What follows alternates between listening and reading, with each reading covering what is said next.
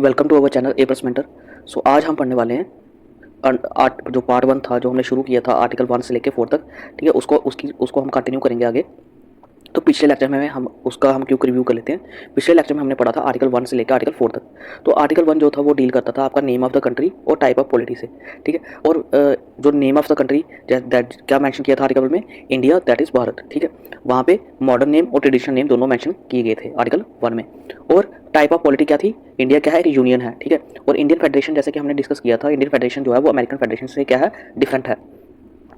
अब नेक्स्ट हमारा आर्टिकल आता था आर्टिकल नंबर 2। तो आर्टिकल नंबर 2 में जैसे कि हमने डिस्कस किया था कि जो क्या होता है, ये सोच लो हमारा देश है। अगर हमने इसमें कोई स्टेट है, कोई फॉरेन स्टेट है या कोई एरिया है, अगर उसको हमने एडमिट करना है हमारे देश में, तो हम किस आर्टिकल के अंदर एडमिट कर सकते थे उसको, आर्टिकल 2 के अंदर। तो अगर हमने, ठीक है, ये हमारा हो गया आर्टिकल 2। और आर्टिकल नेक्स्ट जो आर्टिकल 3 आता है, तो उसमें क्या था, अगर हमने कोई एग्जिस्टिंग स्टेट में जो ऑलरेडी इंडिया का पार्ट है, जैसे जम्मू एंड कश्मीर, पंजाब, हिमाचल प्रदेश, उत्तराखंड, यूपी, बिहार, केरला, तमिलनाडु, इसमें इन देशों की अगर हमने बाउंड्री या नेम जो है वो उसको अगर एरिया बाउंड्री या नेम को अगर हमने उसमें अल्ट्रेशन करनी है, तो हम किस आर्टिकल के अंडर कर सकते हैं, आर्टिकल 3 के अंडर जो है चेंजेस ला सकते हैं। ये हमारा था आर्टिकल नंबर 3।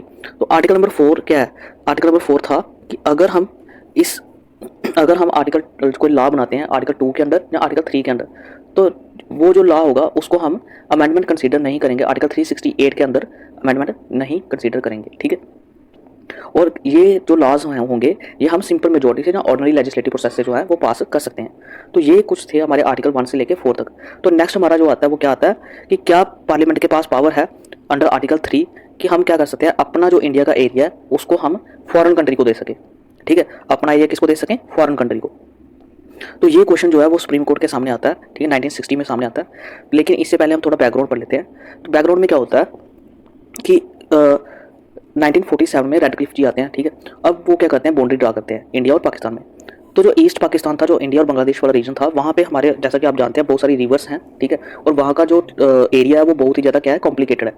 तो वहाँ पे जो बाउंड्री होती है वो इतनी अच्छी तरह से ड्रा नहीं हो पाती। ठीक है, और लगभग 6.1 किलोमीटर का कुछ एरिया अनडिमार्केटेड एरिया होता है, यहाँ पे बाउंड्री डिस्प्यूट चल रहे होते हैं। ठीक है, इसके बाद क्या आता है कि अब ये जो डिस्प्यूट, अब कहीं कहीं पे तो ऐसा था कि किसी के घर में से बाउंड्री जा रही है। ठीक है, आधा घर कहाँ पे इंडिया में, आधा घर कहाँ पे बांग्लादेश में।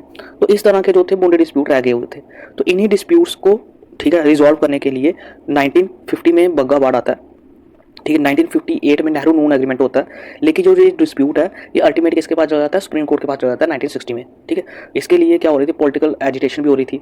तो ये सारा मसला जब सुप्रीम कोर्ट के पास जाता है, तो सुप्रीम कोर्ट डिसाइड करता है कि हमें क्या करना चाहिए कि ये जो एरिया है, ठीक है, अगर आप इंडिया का एरिया किस में मिलाओगे, फॉरेन कंट्री में मिलाओगे, तो वो उसको आप क्या सेशन नहीं बोल सकते। ठीक है, आप उसको क्या सेशन नहीं बोल सकते।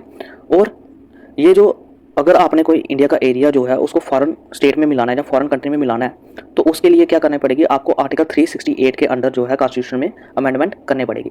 ठीक है, और अब इसी को देखते हुए पार्लियामेंट क्या करती है, 9th कॉन्स्टिट्यूशन अमेंडमेंट 1960 जो है उसको पास करती है। लेकिन किसी कारणवश ये जो पॉलिटिकल एजिटेशन लगा लो या फिर कंटिन्यूस लिटिगेशन लगा लो, उसकी वजह से क्या होता है, जो 9th कॉन्स्टिट्यूशन अमेंडमेंट 1960 होती है, इसको नोटिफाई नहीं किया जा पाता। तो फिर क्या होता है 1974 में, ठीक है, इंडिया और बांग्लादेश में क्या होता है, एग्रीमेंट साइन होता है, लैंड बाउंड्री एग्रीमेंट बोल सकते हो, वो साइन होता है। ठीक है, लेकिन उसके लिए वो भी हमारा क्या होता है, वो जो लैंड बाउंड्री एग्रीमेंट होता है उसको भी क्या हम रेटिफाई नहीं कर पाते। क्यों रेटिफाई नहीं कर पाते, क्योंकि इस जो एग्रीमेंट को क्या चाहिए था, कॉन्स्टिट्यूशन अमेंडमेंट जो थी वो उसकी नीड थी। ठीक है, क्यों 1960 में जैसे कि सुप्रीम कोर्ट ने बोला था कि हमें क्या चाहिए, कॉन्स्टिट्यूशन अमेंडमेंट चाहिए। तो कॉन्स्टिट्यूशन अमेंडमेंट तो अभी हुई नहीं थी। और जो जैसे कि मैंने बताया था कि अभी भी जो बाउंड्री थी, ठीक है, वो अच्छी तरह डिमार्केट नहीं की गई थी। तो इसके लिए भी प्रिसाइज एरिया को आइडेंटिफाई करना भी जरूरी था। तो सब्सिक्वेंटली क्या होता है, जो ये इशू होता है ये रिजॉल्व होता है आपका आ जाके 6 सितंबर 2011 में। ठीक है, अब इसमें क्या होता है, इंडिया और बांग्लादेश में प्रोटोकॉल साइन होता है। ठीक है, और वो प्रोटोकॉल किसका पार्ट बनता है, जाके लैंड एग्रीमेंट, जो 1974 का लैंड एग्रीमेंट है उसका पार्ट बनता है। ठीक है, और इन सभी हमारे पास क्या आती है, 3 पर्पस आते हैं सामने। क्या पर्पस आता है, सबसे पहले पर्पस आता है हमारे पास कि ये जो एग्रीमेंट हो रहे हैं, ठीक है जी, जो 2011 में प्रोटोकॉल हुआ, साइन हुआ, और 1974 में जो इंडिया और बांग्लादेश के बीच में क्या हुआ, एग्रीमेंट हुआ, इसको हमने पास करना था। ठीक है, पहला पर्पस ये आता है। दूसरा पर्पस हमारा क्या आता है कि कुछ एरिया था, ठीक है, एरिया कौन सा, इंडिया का एरिया जो हमने बांग्लादेश को ट्रांसफर करना था, और कुछ बांग्लादेश का जो एरिया था उसको किस में मिलाना था, इंडिया में मिलाना था। तो जैसा कि हम जानते हैं 111 एनक्लेव्स जो थे वो किसको देने थे, बांग्लादेश को देने थे। और बांग्लादेश से हमने कितने एनक्लेव्स लेने थे, 51 एनक्लेव्स जो थे वो लेने थे, ठीक है।